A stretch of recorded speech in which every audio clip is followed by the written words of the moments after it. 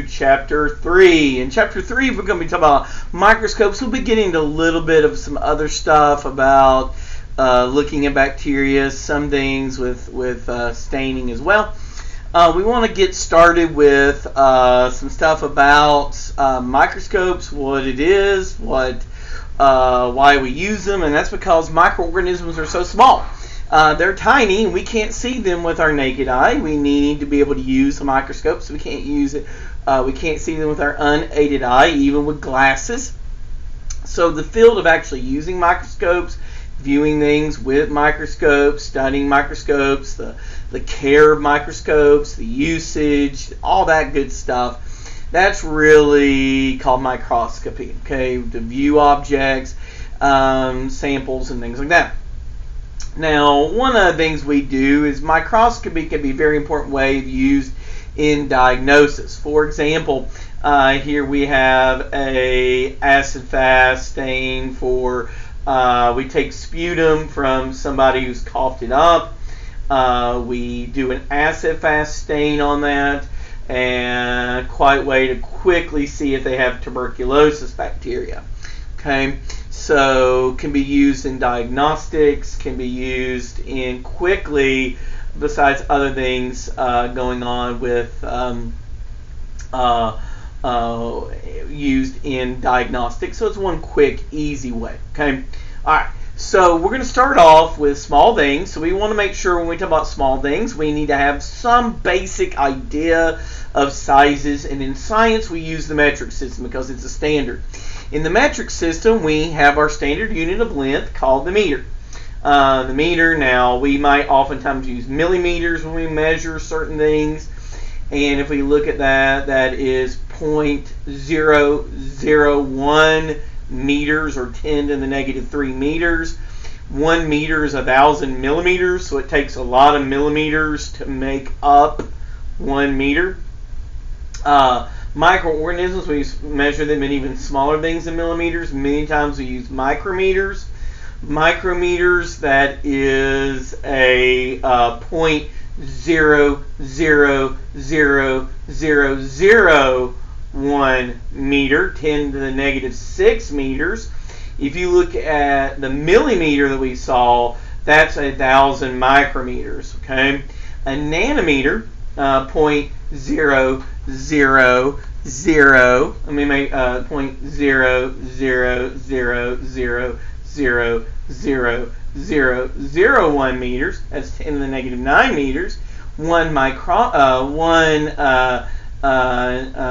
we have is 1 micrometer is 1,000 nanometers. And we might even go as far now. A lot of viruses are like nanometers. A virus is so small, it's smaller than the wavelength of light, so you can't measure it with light. Then we have our picometer, and that is 0.00000000001 meters, 10 to the negative 12 meters, and 1 nanometer is 1,000 picometers. So pico, very small. Okay, so we can see some of these examples of those that we might use in these things. Now we use inches and things like that, fractions of inches, but in science we use the metric system. Okay. Now, if we try to look at something like a double helix of DNA, it's much more so. Light is somewhere between like 400 to 800 nanometers. This is smaller than light, so a light microscope can't see it. Okay, a virus, a T-even bacteriophage, which is a virus, is smaller than the wavelength of light. Still can't see it. Now we get into E. coli, which is a micrometer. It is big enough to be seen by a light microscope, but we can use also electron microscopes. Red blood cells definitely large enough to be seen. A tick can be seen with the naked eye, things like that. So these now the tick is one of the big reasons why we always include ticks in microbiology, is they're important vectors. Okay, So we can use all kinds of scopes. Anton von Leeuwenhoek, remember he made over 400 of them. They were simple scopes, and they've been trying to figure out for a long time how his lenses worked so well. Turns out that one of his lenses was really based, they were trying to figure it out, even Robert Hooke was trying to figure it out, and it turns out one of his lenses was actually based on Hooke, that I can remember. So these simple scopes, they have one lens. Leeuwenhoek in the 17th century used these. They go about 300 times magnification, so you can see some things,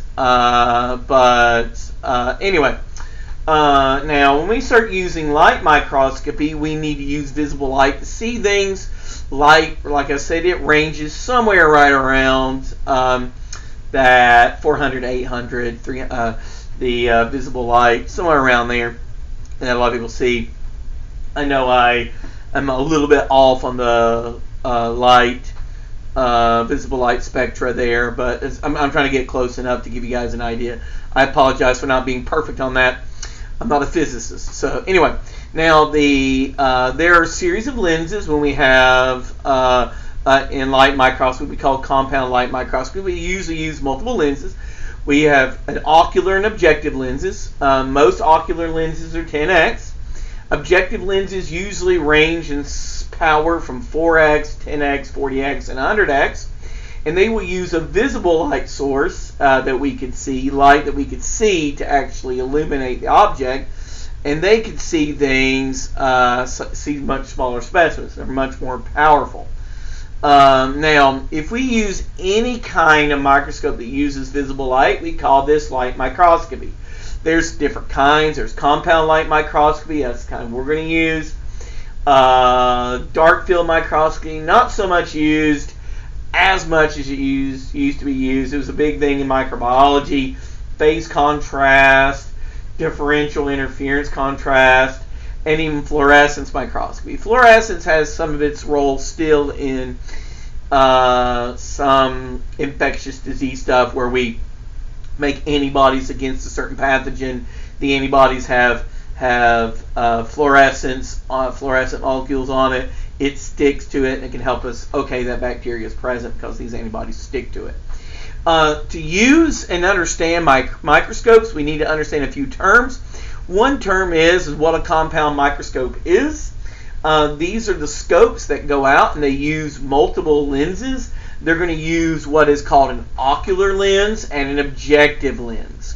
So they have two lenses. Because there are two lenses, one of the things we figured out between simple scopes and then compound scopes is that when you use one lens, the power is just that lens itself. When you use two lenses, the power is increased of magnification. The power is now the product of the power of both lenses separately. Okay, so we can have a total magnification is the objective lens times the ocular lens. For example, okay, let's say I have a 10x objective lens, okay, and a 40x ocular lens. Sorry, I got ants in my office. The total magnification would be 400x, 400 times, okay?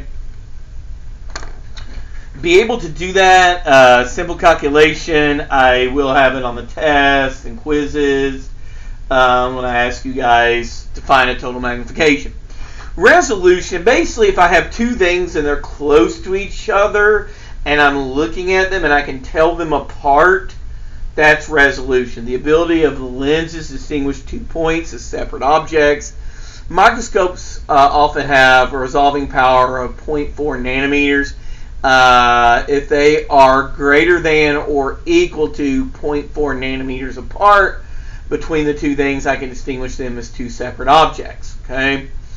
Now, one thing that we get is short wavelength light gives us better resolving power. whatever medium the thing's suspended in. Do we have it in glass? Do we have it in water? We need to try to make them contrast with their stuff. So what we often do is the medium we're looking at, like glass, we might stain something so we could see it. Okay, that's one of the things we'll do. Now, one of the things that happen in stuff, now my micro students, this will be the first time we've heard of this, my biology, my anatomy and physiology 2 students, I've talked about this a little bit, is this idea of refractive index. Okay, that everything that light passes through bends light. Okay, light is bent or refracted as it passes through things. Okay, now there is, for example, air has a certain amount that it bends light. Water has a certain amount it bends light. Okay, this measurement of the light bending ability, the light bending capacity, is called the refractive index. Now,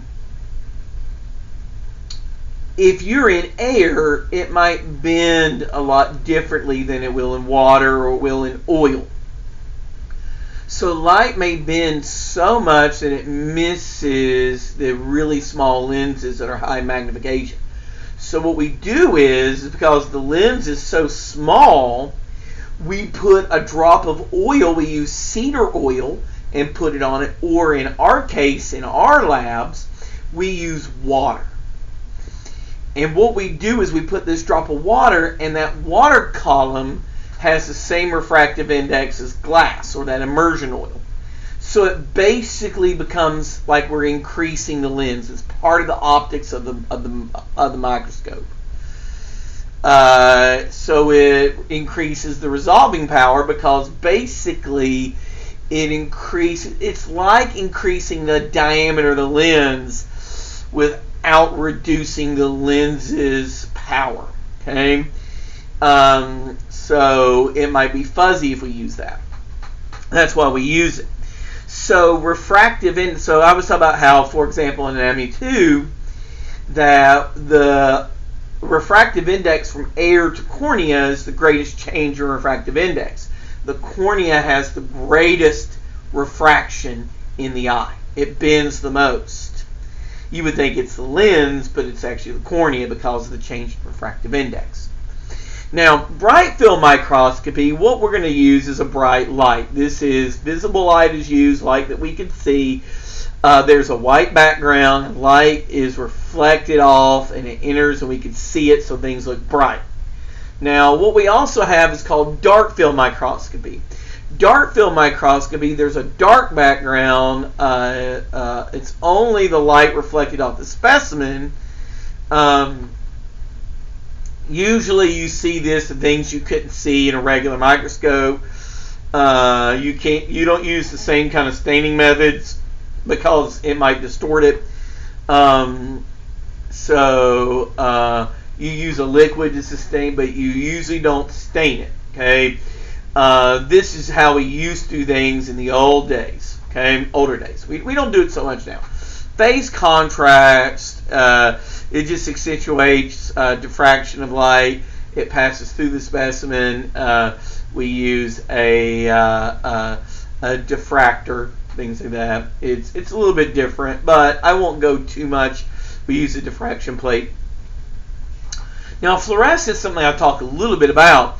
Now, fluorescence, when things absorb light, pigments especially, when they absorb light, one of the things they do is pigments, they absorb light, the electrons are excited to higher energy states, and these electrons, when they do that, we might grab these electrons and use them to do chemical work like we do in photosynthesis. But in pigments, a lot of times these electrons are excited, then they fall back to their ground state, and when they do, they give off light. Substances absorb short wavelength light and give off light at longer wavelengths. This is called fluorescence. Okay, we can use a fluorescent dye called a fluorochrome, and in immunofluorescence, an antibody that has a fluorochrome on it, okay, binds to the antibody. The antibody binds to the bacterium, and we can diagnose that bacteria. So, for example, what I can do is I can take a horse, for example, or some kind of animal. We might inject the horse with the bacteria. Okay, the horse makes antibodies against that bacteria. We take the antibodies out of the horse's blood. The antibodies are removed. We put a fluorochrome on it. Then what we do is we add these fluorescent antibodies on a slide of the bacteria, and because these antibodies are sensitized to that bacteria, they will start sticking to the bacteria. And when they stick to it, that bacteria will now glow with fluorescence, and we can see it. Now, because these antibodies are so small, the resolving power is not enough. As big as this makes it look, the resolving power is not enough to distinguish these as two separate things that will look like one bacteria. Okay. It will bind and they will fluoresce. Okay. Now, another kind of way we can do, because we can't see things, if the wavelength of light is bigger than a virus, we can't see the virus. So what we have to do is use something smaller than a virus to see the virus. So how do we get around that?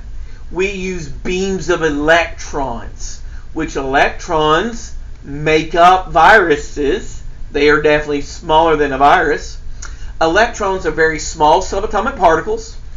Now, shorter wavelengths, they have very short wavelengths, electrons.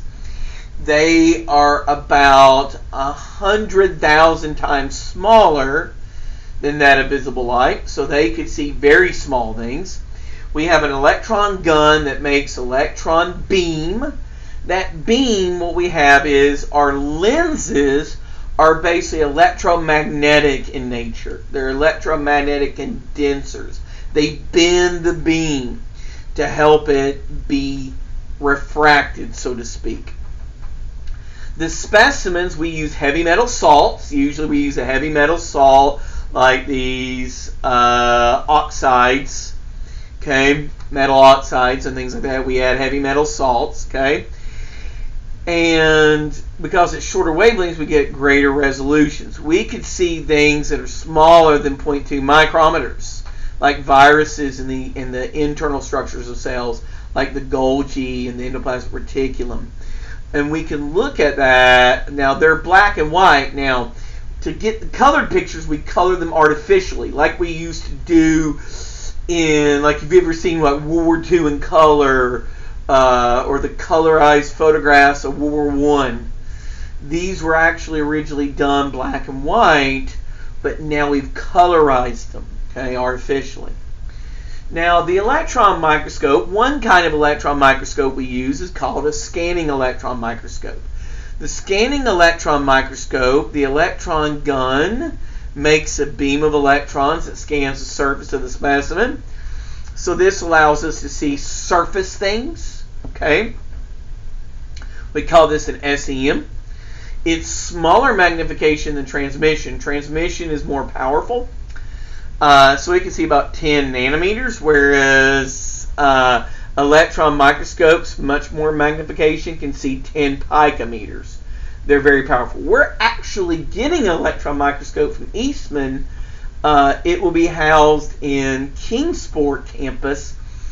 Maybe at some point I can take my micro students there to see it. Okay. Now, what we do, guys, if I'm using color, your standard microscopy, your light microscopy, we want to see bacteria. Bacteria can't be seen because they're generally clear. So they are clear, they have little to no contrast with their background, they live, if they're alive, they're unstained, they are clear, you can't see them. To observe them, we stain them. To stain them, what I do is I make a smear. Here we have a photograph of a smear. So I would take my inoculation loop. I would go to my petri dish or my auger slant. I would pick up a little bit of that bacteria growing on the surface. I'd pick a colony up. I'd put a drop of water, a loop full of water on the slide, take that loop and smear that bacteria in that little bit of drop of water, and I would smear it. Then I would heat fix it or chemically fix it to the slide using an alcohol or heat using the flame of a Bunsen burner. I always heat fix. And I would heat fix it to the slide so I could stick it there. Then now that it's stuck to the glass, we've made a smear. It's fixed. Now I can stain it without it washing away. So we do stains. Stains are going to use two different ions, a cation and an anion. Okay? They are usually going to use a positive and a negative ion to react. The ions stick. Remember, opposites attract. So, for example, the bacteria, they might be negatively charged inside. So you're going to take a cation is going to stick to the negatives. And an anion is going to stick to the positives. Now, what we do is basic dyes, we have a chromophore is the cation. Good example, this is crystal violet that we use in lab to do simple stain, methylene blue, malachite green. They're more commonly used in acidic dye. Bacteria are slightly negative, so remember opposites attract. So it's attracted to the positive ion. Okay, negatively charged bacteria is attracted to positively charged ion. The acidic dye, the chromophore, is an anion. Okay, things like eosin. If you took A&P, all those pink and purple, pink and blue histology slides, when you saw things were like reddish or pinkish and blue, the nucleus was like blue and the cytoplasm was pink. Pink was eosin. Eosin is an anion. There's like sodium eosinate. So now staining the background instead of the bacteria, that's called a negative stain. We'll talk about that a little bit, a negative stain. So one simple stain we use is called you use a single basic dye. Okay, use a single basic dye like a crystal violet. Okay, you might use a mordant. The mordant is what kind of sets the stain. It kind of makes the stain hold. We use simple staining when we just want to look at the morphology and arrangement of cells. Okay, if I want to look at a cell and tell that it's a coccus, streptococcus, staphylococcus, whatever it is. Okay. Now there's another staining that we use that's a bit more telling. Tells us more about it. It is called a differential stain. Differential stains tell differences in bacteria. We can look at the biochemistry of that bacteria, things like how different is the cell wall. Is the cell wall made of a lot of peptidoglycan that's heavily cross-linked, or is it very thin layer peptidoglycan that's not cross-linked? So one of the things we do is we can do one very important one that I want you to know everything about. And so when it comes to these stains, I want you to know all the ins and outs of the stains. I'm going to ask you things like what's cationic, what's anionic, what is the mordant, all about it. I want you to know all there is to know about, especially gram stain, acid-fast stain, things like that, okay? Know them all the way. Know everything there is to know about them, okay? I'm going to really get nitty-gritty with it on an exam, okay? Now, so what we do is classifying bacteria being gram-negative, gram-positive, gram-positive, gram-negative. That has to do with the cell wall. And the cell wall that it has peptidoglycan in it, and we can tell the difference in that. Now, why is it important that we know that? It has to do with antibiotic resistance. Gram-positives are killed by bacteria killers, antibiotics like penicillin and its relatives, the beta-lactams. Beta-lactams are a group of antibiotics that we use. Now, the first, of course, penicillin was a big one. Beta-lactams come in and they disrupt the building of the cell wall. They break up something we call transglycolation, transpeptidation of the cell wall. Okay? The cell wall can't be, that peptidoglycan can't be made. That makes the cells weak, makes them prone to popping, and kills them. So gram-positives are killed by things like penicillin because penicillin interrupts that cell wall production. Gram-negatives, they are resistant to a lot of antibiotics, especially these beta-lactams. Gram-negatives make an enzyme called beta-lactamase that degrades the beta-lactam. It's a special part. There's lots of beta-lactams. And another one is called an acid-fast stain. We use a stained waxy cell. We don't decolorize it by acid alcohol. I will get into it more later. Okay. Now, differential stains, gram stain. Gram stain is going to tell me about differences in the peptidoglycan that's in the cell wall. Now, cell wall bacteria contain peptidoglycan. It's this protein carbohydrate thing. Okay. Now, what we're going to use when we do a gram stain is we're going to use an initial stain called crystal violet, okay, and we're going to use a secondary stain called safranin. We haven't talked about the mordant yet. The mordant that we're going to use, we'll talk about in just a minute. Now, what we do is gram positives. What they do is they have a very thick layer of peptidoglycan. The peptidoglycan is going to be like an armor for this cell. Because it has a thick layer of peptidoglycan, when you try to decolorize it, it won't let it out. The secondary stain, safranin, gram stains. Now, your gram positives, they have plenty peptidoglycan and they're purple.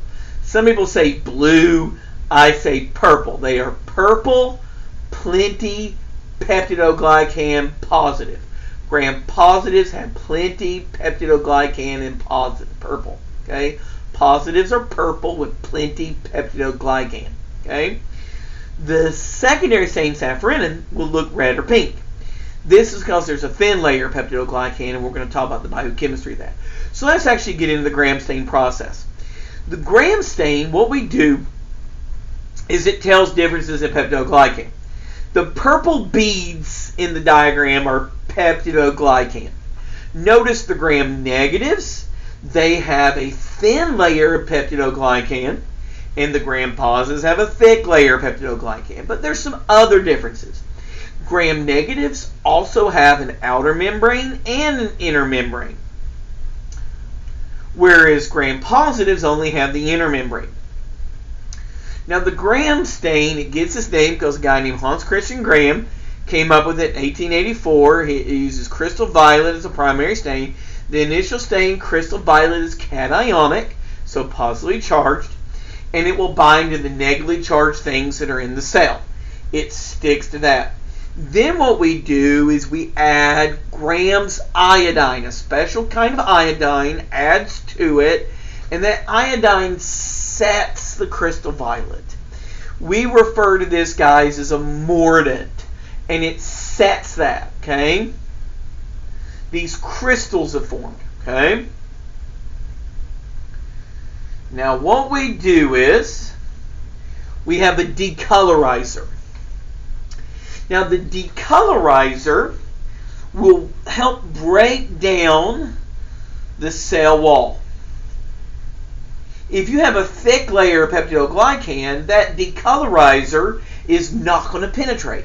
If you have that thin layer of peptidoglycan with that outer membrane, it's going to penetrate it because it's a acid alcohol. It might have alcohol or acetone. Okay, it's going to break down that gram-negative cell wall, and it's going to release the crystal violet from any cells that it can. So gram positives, because they have thick peptidoglycan, is going to act as an armor to try to prevent that decolorization from happening. Okay? Now, then we use another cationic stain called safranin. That's our counter stain. Now, some bacteria take up safranin and some don't. We're going to see that gram-negatives take up safranin and gram-positives don't. But why? It gets down to this chemistry. Now, in the gram stain, let's talk about gram-positives, gram-negatives. Gram-positives will be purple-blue with a thick layer of peptidoglycan. Gram-negatives will be red-pink with a thin layer of peptidoglycan. Okay? Now, I expect you to know everything about this. Okay? Now, what's going to happen if you're gram-positive? Gram-positive has plenty of peptidoglycan. Not only that, it's also very cross-linked. What do we mean by these peptide cross-links? Here I have a protein, polypeptide. Here I have another polypeptide. And they're lying side by side. Now, if these were not cross-linked, they would be quite a bit easier to pull apart. But let's cross-link them. This is like cross-linking. Okay? Cross-linking, the rigid cross-links, they are going to make this more rigid. Now, because they have plenty of peptidoglycan, they're about 50% to 90% of your cell wall. Now, because of this, it's like having armor on. Okay? They are found in harsh, dry climates because of their cell wall. They're basically the paladins of microbiology. They're armored. Okay? Now, during this staining process, you hit it with the decolorizer, and it retains the initial stain because it's like an armor. You hit it, and that armor protects it. Okay? All right. Now, gram-negative bacteria have a very thin layer of peptidoglycan. There's some other things, but the layer of peptidoglycan, it's thin, it lacks cross-links, and it's more jelly because it lacks a cross-link. There is an outer membrane and an inner membrane. Now, because of this, there's a periplasmic space, a space between the inner and outer membrane. Okay? The outer membrane has these called lipopolysaccharides, which is an important endotoxin that we'll talk about later on in stuff. Okay? Endotoxin. Now, it only is about 10% of the cell wall is peptidoglycan. So what happens is you hit it, and its low amount of peptidoglycan, the acid alcohol penetrates, and it makes the crystal violet escape, and now it's colorless, and then when you hit safranin, it takes the safranin up, and now it looks red or pink. So what happens is we take our crystal violet and we put it on our bacteria. All the bacteria look purple. We put our iodine, that's a mordant, it sets it. Now, we hit it with an acid alcohol decolorizer. Now, only gram-negatives decolorize. Then we hit it with safranin, and gram-negatives take up the safranin, take up that pink or reddish color, and they take on the color. Okay? That's what we have going on here. Is a mix in gram-negative, gram-positives. The gram-negatives are pink. The gram-positives are more purple. Okay? And this is a mix of bacteria. Okay? So the gram stain, your primary stain is crystal violet. That will make gram-positive cells look purple. Gram-negative cells look purple. The mordant iodine, you put it on, it sets it. The gram-positives, gram-negatives will both look purple. You hit it with decolorizer. The gram-positive cells will stay purple, but the gram-negatives will go colorless. Then you hit it with a counter stain, and the counter stain, gram-positives stay purple, but the gram-negatives go red or pink. Okay? Now, what happens is, guys, that's going to tell me about the biochemistry. It's going to tell me about the peptidoglycan. Okay? That's why it is differential. Now, let's talk about acid-fast a little bit more. This is a waxy cell. You don't decolorize it by acid alcohol. So we do this for Mycobacterium and Nocardia. nocardium, and mycobacterium. Now what we're going to do is we're going to use carbofuchsin as our primary stain. It turns red. So acid fast, non-acid fast. You hit it with carbofuchsin, turns red. Then you decolorize it with an acid alcohol. The acid fast stay red, but the non-acid fast go color. Then you hit it with methylene blue because the acid fast didn't decolorize, they stay red, and the non-acid fast turn blue. Okay, and this is another differential stain that can tell me about some things. Now I mentioned negative stains. Negative stains are the stains that it doesn't stain the bacteria, it stains the environment around it, so that the bacteria might be one color and they have a halo around them, a negative space, is why we call it negative stain. Okay, cell stained, but not the capsule, so it's not a capsular stain. Okay, the cells might take up stain and the space around it stays negative. Okay, another stain that we might use is called an endospore stain. The primary stain is malachite green, needs heat. We decolorize with water and we counterstain with safranin. The endospore itself will appear green when we have pink and red cells. If there's endospores, we can see them. These are resistant, dormant, but non-reproductive. Okay, so they can help bacteria survive. Now, another stain is called a flagellar stain. Okay, so flagellar stain stains the flagella. The mordant makes the flagella look thick, so we can see it. Carbofuchsin gives green color to that, so we'll see it. Okay. All right, and that's a summary of the stains that we talk about. Okay. All right, that is it, and I'll see you in the next one.